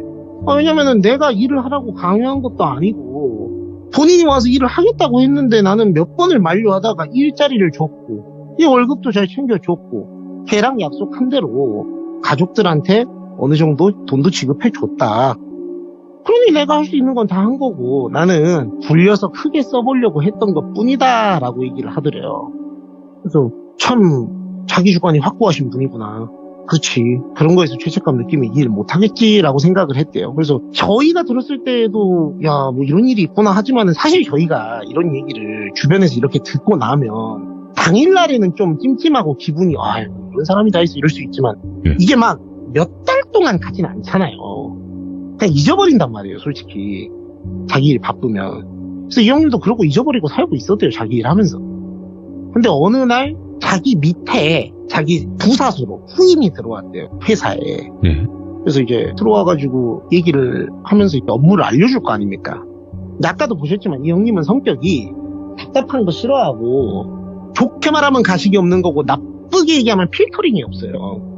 그러니까는 이제 일을 가르쳐 주면서도 뭘 못하면은 이거 이렇게 하지 말고 누구씨 이거는 봐봐요 이런 식으로 해가지고 이렇게 하세요 이렇게 알려주는 게 아니고 이마 진짜 완전 이뭐 짱또라이다 그러면서 너 이런 것도 못하나 그러면서 와봐라 막 이렇게 해가지고 막 알려주고는 못하면은 이렇게 등짝도 한 대씩 때리면서 이게 아니고 이걸 이카하고 이렇게 하는 거라고 막 이런 식으로 막 얘기를 하는 타입인데 이게 둘 중에 하나래요. 이런 식으로 밑에 있는 사람을 대하면 뭐 이런 또라이 같은 놈이 다 있어 하고 아예 그냥 병 느껴가지고 가까이 안 오거나 네. 조금 그런 으쌰으쌰하는 성향이 코드가 맞는 사람이면 되게 가까워서 속 깊은 얘기까지 하게 된다 하더라고요. 그래서 저는 이제 후자 쪽에 가까워서 이 형님하고 친해진 건데 그 부사수는 한 3번째 바꿔진 부사수였대요. 이 형님을 못 당해내서 다들 그냥 못 다니겠다 내지는 딴 데 보내달라 해서 상당히 피곤했는데 이 부사수는 상당히 이 형님을 잘 따랐대요. 막 등짝 때리면서 막 이런 것도 못하나? 막 죄송하다고 자기가 다시 한번 해보겠다고. 근데 이 형님이 뒤끝이 없는 게 그렇게 뒤지게 욕하면은 자기가 미안해가지고 이 형님 특징이 좀 참 희한한 형님인데 안 어울리게 빼빼로를 꼭 하나씩 사와요. 그러니까 저한테도 자기가 좀 얘기했는데 나한테 조금 실수한 것 같다 그러면 다음에 만날 때 빼빼로를 하나씩 사오거든요. 네. 그래서 뭐 빼빼로를 사다 주면서 이제 얘기를 하니까 참 사람이 반전이 있다 싶어서 그랬는지 부사수랑 친해졌대요. 그러다가 어떤 프로젝트를 같이 마치고 야근을 끝내고 같이 밤늦게 저희 24시간 하는 그런 해장국집 같은 데 있지 않습니까? 예. 회사 근처에 그런 데가 하나 있었대요. 그래서 우리 밤새야 되니까 든든하게 좀 먹고 와서 하자고 해서 이제 거기를 부사수 데리고 갔답니다. 그래서 이제 같이 해장국 한 그릇 하면서 또 해장국이 들어가니까 지금 분위기와 또 그때 당시 분위기는 또 다르기 때문에 야 우리 청하 이거 그렇게 취하는 거 아니니까 딱 반병씩만 하고 이 술의 힘을 빌어서 한번 프로젝트를 잘 끝내보자 신나게 으쌰으쌰 해갖고 이렇게 해서 술을 조금 넣었대요. 그러니까 좀 편해지잖아요 서로. 안 그래도 조금 끈끈하게 가고 있었는데 얘기가 좀 서로 이래저래 나오더랍니다. 그러다가 뭐 내가 어떻게 살아왔고 저렇게 했고 뭐 이렇고 저렇고 막 이런 얘기가 쭉 나왔는데 이 부사수가 하는 얘기 중에 몇 개가 거슬리는 부분이 있더래요. 하나가 자기 형이 있었는데 형이 고등학교를 졸업하고 나서 대학을 안 간다고 하더니 어디 가서 일을 하고 있다고 엄마한테 들었는데 어느 날 이후에 소식이 안 닿고 그 뒤로 형을 못 봤다라는 얘기를 하더래요. 그래서 그래. 너 고생 많이 했구나. 그런 일이 쉽지 않은데 말이야. 근데 여기까지 하고 저희는 이제 얘기를 아까 방금 들었으니까 하지만 이 형은 그 얘기를 몇 달 전에 들었으니까 바로 매칭이 안 됐대요. 그냥 약간 그런 거 있잖아요. 기시감이 든다 정도지. 그래 그런 일이 있구나. 근데 내가 이 얘기를 어디서 들었던 것 같은데 약간 이 생각이 들었대요. 그러다가 두 번째로 얘기한 게 갑자기 이 부사수가 자기한테 그러더래요. 해장국을 다 먹고 나서 그 얘기를 하다가 등 토닥토닥 해주고 나오는데 같이 담배를 골목에서 피는데 이제 술 들어가니까 형님 그러더래요. 그러더니 형님은 굴리면 굴릴수록 커지는 게 뭔 줄 아십니까? 그러더래요. 근데 여기서 이제 딱 왔대요. 굴리면 그 사람 아니냐? 라고 했대요. 그러니까 이제 이 부사수가 깜짝 놀라가지고 그걸 어떻게 아시냐고. 그러니까 내가 이 얘기를 어디서 들었다고 비슷한 얘기를 그러니까 어디서 어떻게 들었냐고. 그러니까 그거는 내가 좀 이따 얘기해. 너 근데 뭔데 그게? 자기 형이 일을 시작한 다음에 집에 딱 한 번 왔었대요. 네. 그래서 와서는 자기한테 어디서 돈이 났는지 자기가 평소에 갖고 싶었던 무슨 선물 같은 걸 막 해주면서 자기한테 딱 그 말을 했다는 거예요. 누구야? 너 굴리면 굴릴수록 커지는 게 뭔 줄 알아? 하니까 이제 당시에 이 학생이었던 꼬꼬마인 부사수는 몰랐을 거 아닙니까? 그러니까 모르겠다고 하니까 사람의 능력이다. 그러니까 너가 너 스스로, 그러니까 이 형은 다른 의도로 좋은 의도로 얘기한 거예요. 너 스스로가 자신의 능력을 의심하지 말고 자기를 끊임없이 그 상황에 집어넣어서 극한의 상황에 몰면 사람이 안 될 것도 되더라 이 얘기를 했대요. 근데 이게 되게 웃긴 거예요. 듣고 있는 사수임이 벤스 형은 사정을 다 아니까 그 형이라는 애가 왜 와서 마음 아프게 이 얘기를 했는지 알잖아요. 자기가 불려지고 있는 입장이었으니까. 그리고 보아하니 이 얘기를 아마 그 회장님이 했을 것 같다 이거죠. 그한테. 근데 이 동생은 모르는 거죠. 그 의미를. 그냥 그런 알 수 없는 얘기를 했는데 내가 지금 이렇게 야근하고 사회생활 쎄 빠지게 하다 보니까 우리 형이 무슨 생각과 의도로 그런 말을 했는지는 모르겠지만 진짜 사람 몸뚱이가 굴리면 굴릴수록 뭘 계속 뱉어내네요. 이렇게 얘기를 하니까 이제 딱 이게 너무 신기하더래요. 이게 세상이 아무리 좁다 해도 이럴 수가 있나? 라는 생각이 들어서 고민을 했대요. 이 얘기를 이 친구한테 해줘야 되나 말아야 되나 라는 얘기를. 그래서 한참 고민하고 있는데 근데 아까 형님은 어디서 그 얘기를 들었냐고. 이제 딱 그 말을 듣는 순간 이거는 숨기기는 어렵겠다. 내 성향상. 그래서 이제 너 내가 누군지는 말해줄 수 없다. 예. 나도 내 대인관계가 있기 때문에 말씀을 해보시라고. 사실은 내가 개인적으로 아는 형님 중에 이런 사람이 있는데 하면서 이제 그 얘기를 쭉 해준 거예요. 그랬더니 이제 이 부사수가 눈물을 뚝뚝뚝뚝뚝 흘리더래요. 들으면서. 그러면서 내가 대학교를 원래 못 갈 거였는데 대학교 등록금이 엄마가 넣어서 놨다 그러더니 그 돈이 그 돈이었냐고, 형 목숨값이었냐고 이런 얘기를 하더래요. 그러니까 그게 무슨 말이냐 하니까 이 집이 들어보니까 찢어지게 가난해가지고 그 형이 그런 생각을 했던 거래요. 그러니까 이제 자기가 잘못되면은 이런 거를 챙겨달라고 했던 것도 동생이나 이 집안 생각을 해서 했던 얘기였다는 걸 이제 이 벤스 형이 알게 된 거죠. 그러니까 그래, 그런 삶이 있는지는 내가 또 미처 몰랐다. 근데 이제 이 형이 제일 걱정하는 건 뭐겠어요? 이 부사수가 딱 뭘 물어볼 걸 제일 걱정했냐면, 그래서 그 사람 누구냐? 나 진짜 가만둘 수 없다. 이런 얘기를 하거나 뭐 보복하거나 해코지 할까봐 걱정을 했는데, 그래서 준비를 하고 있었대요. 물어보면은 뭐라고 대답을 하면서 말을 돌릴까를 준비하고 있었는데 안 물어보더래요. 물어보지도 않고 되게 한참 울고 나서는 차분해지더니 담배를 딱 한 대 더 피고 같이 피더니 들어가시자고. 들어가서 우리 프로젝트 마저 해야 되지 않냐고. 그래서 내가 얘를 다 안다고 할 수는 없지만은 그렇게 친아버지처럼 생각하던 형이 그렇게 됐다는 얘기를 듣고 어떻게 이럴 수가 있지? 그래서 야, 너 괜찮냐? 라고 물어봤대요. 그러니까 아니 형 일은 형 일인데 마음은 아프지만 어떻게 하겠냐고. 자기는 형이 목숨으로 살아준 인생이니까 자기 인생을 열심히 살아야 될 의무가 있지 않냐 이렇게 얘기를 하는데 남자구나.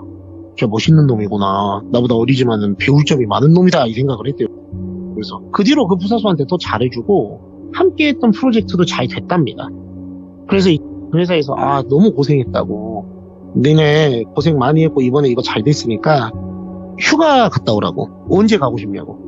근데 그때가 되게 휴가 쓰기 애매한 시즌이었어요. 그러니까 저희가 여름 휴가 시즌이 보통 7월 말에서 8월 초 이러고 겨울 휴가가 12월 1월 이러잖아요. 근데 날이 그때 제가 듣기로 4월인가 그랬다는 거예요. 그러니까 물론 그때도 솔직히 말이야 만들기 나름이지. 따뜻하니까 놀면은 또 휴가고 그런 거 아니겠습니까? 그렇긴 한데 이 벤스 형은 자기가 조금 좋은 골든 피크인 휴가철에 가고 싶으니까 얘랑 나랑 휴가 같이 간다 하면 그래도 싫어할 텐데 얘를 어떻게 비수기에 보내지? 이 생각을 좀 했대요 솔직히. 근데 이 부사수가 딱 손을 번쩍 들더니 그때가 4월쯤이었다 했잖아요. 그냥 저 다음 주에 쉬겠습니다 라고 얘기를 하더래요. 그러니까 아니 바로? 아니 많이 힘들었어? 바로 쉬고 싶어? 바로 쉬어도 상관은 없어 라고 하니까 그냥 심신이 좀 지치기도 했고 쉬고 싶다 이렇게 얘기를 했대요. 그러니까 이제 딴 사람들은 모르는데 벤스 형은 알잖아요 사정을. 그래 얘가 그럴 수 있겠다라고 생각이 들어가지고 그렇게 하라고 했대요. 그리고 다 회사에서도 오더 났고 해가지고 그렇게 하라고 했는데 휴가를 한 일주일 정도 줬대요. 그래서 알겠다고 하고 쉬러 가서 일주일이 지나고 나서 이제 이 친구를 만났어요. 근데 친구가 표정이 그러니까 뭐라고 해야 되냐면 밝은 표정이 아니고 맑은 표정이 됐더래요. 그러니까 제가 이 표현을 듣고 이게 무슨 의미일까를 좀 유추를 해봤는데 말로 표현하기가 좀 어렵긴 한데, 그러니까 웃거나 막 해맑아지거나 뭐가 좋아지고 이런 게 아니고 뭔가 되게 득도한 표정 있잖아요. 뭔가 세상의 모든 뭐 삼라만상의 이치를 다 깨우친 그런 표정. 그러면서 왔더래요. 그래갖고 야, 너 뭐 휴가 때 좋은 일 있어? 뭐 여자친구 생겼냐? 아니 어떻게 된 거야? 표정이 아주 그냥 뭔가 좋다. 이게 뭐라 해야 될지 모르겠네.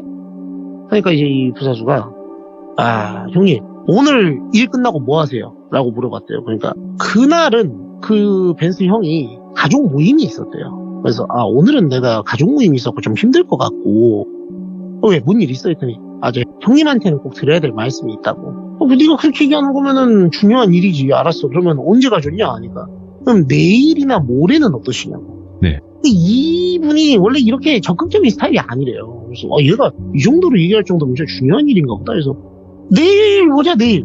내일은 내가 시간 괜찮을 거야. 그러니까 알겠다고 해서 이제 내일 보기로 했는데 그날 저녁에 이제 가족 모임을 갔어요. 이 형이. 거기 같이 가족들하고 식당에서 밥을 먹고 있는데 전화가 어디서 우웅 하고 들어오더래요. 근데 이제 가족들하고 밥 먹으니까 나중에 연락해야 되겠다고 이제 껐는데 계속 오는 거예요. 우웅 하면서. 그러니까 이건 뭐 중요한 일인가 해서 열어서 봤더니 회사인 줄 알았더니 같이 예전에 동업을 했었던, 그러니까 이 형님이 이 회사에 들어오기 전에 조그마한 사업체를 하나 운영했었는데 그 사업체를 같이 운영했던 친구들이에요. 그래갖고 아니 이씨 뭐 전화 안 받으면 안 받는 줄 알지. 그리고 심지어 그 친구는 오늘 가족 모임이 있다는 걸 안돼요.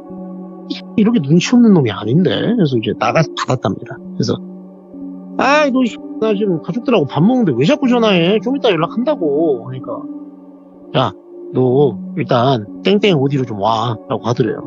지금 밥 먹는다니까. 엄마랑 저 조카들하고 지금 밥 먹는데 뭔 소리 하는 거야 했더니 조카 얘기를 하니까 이게 웃기려고 한 말은 아니고 네. 그 친구분이 흥분했는지 족하고 지금 오라고 이러더래요. 얘가 이럴 애가 아닌데 왜 그러냐 하니까 그 회장님이 돌아가셨다고 연락이 왔대요. 그러니까 뭔 소리야? 그러니까 아니 그 회장님이 돌아가셨다고 와보라고. 너무 이제 깜짝 놀란 거죠. 자기가 그 회장님을 뵌 게 물론 몇 달 지나긴 했습니다만 너무 건강해 보였으니까. 그래서 어떻게 돌아가신 거야 했더니 스스로 가셨다고 얘기를 하더래요. 그래서 스스로 가셨다고? 그분이? 아까 그 얘기 들으셔서 알겠지만 이 회장님의 캐릭터는 절대 그런 캐릭터가 아니에요. 아니 생애 집착이 그렇게 많고 무력 많고 자기 주관이 그렇게 확고한 사람이 스스로? 그러니까 지금 빨리 오라고 일단 생각해. 너도 그 회장님한테 받아먹은 거 좀 있잖아. 그 회장님을 알게 된 게 그 사업체를 운영하면서 그 회장님 돈을 좀 쓴 적이 있는데 이 회장님이 또 특이한 게 자기 마음에 드는 사람한테는 이자를 또 감면해주고 막 그런 거 자기 마음대로 했다고 해요. 그러니까 안 가긴 또 좀 그렇네 해서 갔답니다. 가서 이제 조문을 하고 거기 온 사람들하고 다 건너건너 아는 사람들이더래요. 그 바닥이 좁아서 다 이 회장님 돈 비벼다 쓴 사람들은 서로 아는 사이인데 뭐 와서 깽판 치는 사람도 몇 명 있었는데 와서 조금 돈 잘 썼던 사람들은 와서 또 조문도 하고 그런 사람들도 있더래요. 그래갖고 많지는 않았는데 그 바닥 내에선 서로 아는 사람들이 많아서 이제 자기들끼리 그 상가집에서 밥을 먹으면서 얘기를 했답니다. 이해가 안 간다. 어떻게 이 회장님이 그럴 수가 있냐. 이게 너무 이해가 안 돼서 뭐 이상한 행동은 없었냐. 뭐 저희가 흔히 그런 선택을 하는 사람들은 사전에 징후가 있다 그러잖아요. 그래서 뭐 자식이 됐든 뭐 가족이 됐든 물어봤는데 그런 게 전혀 없었다는 거예요. 그래서 희한하네 진짜로 했는데 딱 그 사업체 같이 운영했던 친구가 네. 그 얘기를 해주더래요. 나오면서 근데 그건 있다더라 라고 하면서 뭐 하니까 뭐 수사를 의뢰를 하긴 했었대. 왜냐면은 이 회장님이 그럴 사람이 아니니까. 근데 조사해보니까 특이점은 없었고 그 집이 경계가 되게 삼엄하대요. 누가 와서 할 줄 모르기 때문에 뭐 사설 경호도 끼고 있고 보안이 굉장히 철저한 집에 사는데 가시기 전에 한 이틀 전인가? 어떤 젊은 청년 하나가 모르는 사람인데 그 약속도 없이 와서 좀 난동을 부리더니 어떻게 해가지고 그 회장님이 들여보내라고 해서 이제 그 회장님을 만나고 갔다는 얘기를 하더라고요. 그래서 경찰에서도 그 사람이 혹시 유령 용의자인가 해가지고 조사를 해본 적도 있고 했는데 그런 건 없었대요. 그래가지고 이건 참 특이하다 이러고 있었는데 문득 차를 운전하면서 집에 가는 길에 잠깐만 하면서 뇌리를 스쳐가듯이 생각나는 게 그 친구 휴가를 얻었던 기간이 그 회장님 그렇게 된 날짜랑 겹치기도 하고 젊은 청년이라 했잖아요. 자기가 그 CCTV를 볼 권한은 없어서 보지는 못했지만 의심스러운 거예요. 그래서 이제 이상하네 싶어갖고 돌아가는 길에 원래 내일 만나기로 했잖아요. 전화를 했대요. 그 부사수 집을 알아서 부사수가 고시원에 혼자 살고 있었대요. 예. 그래서 그 고시텔 앞에 가서 벤스 형이 띡띡띡 전화를 했대요. 야 누구야? 형이야. 자니? 라고 하니까 잠이 안 와서 안 자고 있다고. 너 저 형한테 할 말 있다며. 너 형 지금 집 앞에 왔는데 형하고 얘기 좀 할까? 라고 했대요. 그러니까 뭐 얘기하는 거 괜찮다고 나왔대요. 그래서 이제 우리 저 어디 앞에 가갖고 얘기할까? 뭐 날도 따뜻하잖아. 그러니까 아니라고. 차에 가서 조용히 얘기하자고. 자기 춥기도 하고 지금이 추워? 하니까 저는 좀 춥네요. 이러더래요. 그래서 알았다. 그래서 딱 차에 탔는데 타서 제일 먼저 하는 행동이 이제 그때는 블랙박스가 막 한참 많이 보급될 때는 아니었는데 이 형님은 차를 좋아해가지고 불박이 있었대요 차에. 네. 딱 타더니 제일 먼저 한 일이 불박 선을 이렇게 딱 뽑더래요. 그래서 야 너 뭐하니? 하니까 형님 그냥 조용히 드리고 싶은 말씀이 있어서 그런다고. 왜 그래? 하니까 딱 그걸 뽑더니 자기한테 뭘 주더래요. 하고 뭐야? 하고 봤더니 빼빼로를 자기한테 주더래요. 그래서 이게 뭐냐? 그러니까 제가 형님한테 좀 죄송한 일이 있어서 그냥 형님 스타일로 준비를 했다고. 그래서 알았다고. 뭐 말해봐라. 일단 빼빼로를 딱 받았대요. 형님 뭐 저는 솔직히 형님한테 뭐 대단한 얘기 하려는 건 아니고 형님한테 감사하기도 하고 미안한 것도 있고 하면서 사실구레한 직장 들어와서 지난 몇 달간 이 형님한테 뭐 쿠사리 먹었던 거 뭐 욕 먹고 나서 또 둘이 짠하면서 건배했던 것부터 시작해서 저 형님 진짜 좋아하고 진짜 친형처럼 생각하는 거 아시죠? 막 이런 얘기를 하더래요. 그러니까 이 새끼 왜 이러나 해서 나도 네 친동생처럼 생각해. 형님이 저를 그렇게 생각하시면은 그걸로 됐습니다. 그럼 형님은 제 마음을 이해하고 제 마음을 생각해 줄 수 있는 분이겠네요. 그러더래요. 그러니까 뜻이 내가 언제 네 입장을 생각 못한 적이 있냐. 아니 근데 형이 너를 뭐 이상하게 생각하는 거 아니야? 오해하지 말고 너 휴가 때 어디 갔다 왔어? 형이 궁금해갖고 뭐 하다 왔니? 라고 물어봤대요. 그러니까 말을 돌리더래요. 그냥 형님 뭐 그런 걸 알라 그러냐고. 휴가는 개인적인 프라이빗인데 이런 거는 조금 형님 좋아하지만 이건 좀 아니네요 하더니 화제를 금세 전환해가지고 이 형님이 차 좋아한다 했잖아요. 그러니까 금세 자기가 차를 살라고 하는데 뭔 차가 좋은지 좀 이런 거 어떠냐고 하면서 모델을 막 보여주면서 하니까 자기도 모르게 그냥 쓱쓱쓱쓱 얘기하면서 몇 개 조언해주다 보니까 시간이 훅 가버렸대요. 네. 시간 늦었네. 내일 출근해야 되는데 하니까 형님 제가 나중에 얘기해요. 나중에. 그냥 항상 고맙습니다. 그러면서 내리려고 하더래요. 그래서 알았다 하면서 그래 내가 뭐 쟤를 뭐 그렇게까지 의심하고 제가 그런 애는 아니지 라고 생각을 하고 있었는데 그 부사수가 내리고 걸어가다가 나도 가야 되겠다고 이제 벤스 형이 차를 타고 출발을 하니까 갑자기 이렇게 뒤에서 문을 똑똑똑 두드리더래요. 그래서 문을 쓱 내려서 왜 뭐 두고 갔어? 뭐 빼빼로 아까워서 그러냐? 돌려줘? 이러니까 형님 그런 게 아니고 그래도 형님인데 제가 너무 또 말 안 하는 것도 그래서 하더니 뭐냐 하니까 근데 그 형님 사람이 진짜로요 굴리니까 커집디다. 저는 제가 그렇게 할 수 있을지도 몰랐고 그 양반이 그렇게 할 줄도 몰랐거든요. 근데 커지더만요? 이러는 거예요. 그래서 뭐가 커져? 그러니까 저희 형이 그랬다니까요. 극한의 상황에 몰아넣으면 뭐가 나온다고. 그러니까 그렇게 되대요. 그래서 참 우리 형도 그 회장님도 말이 틀린 게 하나도 없다 싶었어요. 그냥 굴리니까 진짜로 커지더만요. 그러더니 터져버렸네. 아이고 참. 갈게요 형님 하고 가더래요. 그러니까 이 벤스 형이 머리가 멍해지면서 이게 뭔 소리냐 하는데 이게 의미가 너무 중의적이라 얘기는 여기까지인데 뭐 아무것도 없어요 솔직히. 그러니까 뭐 너무 찜찜하게 해드리고 싱거운 얘기라서 들으시면서 좀 괜히 찜찜하고 화딱지만 나게 해드려서 죄송하긴 한데 말의 의미로 봤을 때, 그리고 이 부사수는 정확히 한 달 있다가 퇴사해서 어디 갔는지 모른답니다. 예, 일하다가 이제 오, 예. 없어졌어요. 예, 왜냐면은 그 뒤로 이 벤스 형이 정이 있는 형이라서 그 일이 궁금하기도 하고, 얘를 좀 옆에서 진짜 친형처럼 케어해줘야 되겠다라고 생각을 해서 여러 번 접선 시도도 해보고 찾아봤는데 수소문도 안 되고, 찾으려는 시도를 여러 번 했는데 이제 만난 적은 없었어요. 예. 근데 이제 안 찾아야 되겠다고 생각했던 이유 중에 하나가, 문자가 왔는데 저희 흔히 얘기하는 그 이상한 번호 있잖아요. 정상적인 번호 아닌 이상한 번호로 네. 문자가 와가지고는 터지기 싫으면 굴리거나 키우지 말라고, 이렇게 딱 얘기 한마디가 왔더래요. 그러니까 누가 보냈는지는 알 수 없으나 누가 보냈는지 알 것 같은 멘트였고, 더 이상 이 일에 관련해서 생각하고 싶지 않은가 보다라고 생각해서 찾지는 않았는데, 여기서 이제 굴리고 키우면 커진다라고 하는 의미를 처음에 썼던 의미와, 네. 부사수가 그 회장님을 찾아가서 뭐 물리적인 뭘 해간 건 없대요. 다만 이 벤스 형이 유추하기로는 뭔가 극단적인 상황으로 회장님을 몰아넣을 만한 카드가 이 부사수한테 있었거나, 뭔가 심리적으로 뭔가 할 만한 거가 있었기 때문에 이 회장님이 그렇게 됐다고 밖엔 볼 수가 없다 라고 생각이 든다고 하더라고요. 왜냐면은 그 외에 다른 건 다 알아봤는데 그 회장님이 뭐 아무런 징후가 없었대요. 딱 네. 근데 그 부사수 만나고 나서 다음날 그렇게 되셨다고 해서, 그리고 나서는 그 양반이 그렇게 터진 걸 보면 진짜 그 말이 맞나 봐요 하는 그 소름 끼치는 말이 자꾸 생각난다고 얘기하면서 저한테, 그래서 내가 착하게 살기로 했다.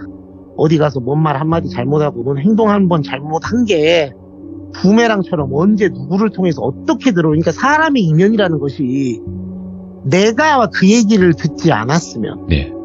또는 내가 그 얘기를 듣고 나서 그 부사수를 만나지 않았으면, 또는 내가 걔를 만났더라도 걔랑 프로젝트를 같이 해서 그 말을 걔한테 하지 않았더라면 어떻게 됐을지 모르는 거잖아요. 그러니까 행동거지 하나하나를 내가 조심해야 되겠다 하면서 저한테 우스갯소리로 이슈기 맞추시더니, 아까 내가 너 차 갖고 놀린 거 장난이야, 나한테 뭐 하지마, 나 진짜 너 좋아한다 막 이러길래 제가 조심하세요 라고 하면서 이제 얘기를 들었던 그런 말이 있어서 이야. 한번 가져와 봤습니다. 네네네. 굴리면 굴릴수록 커진다는 게 사람이다. 네. 이 말이 굉장히 소름이 끼치는 그런 이야기였습니다. 아니, 너무 찜찜하게 해드린 것 같아서. 아니에요.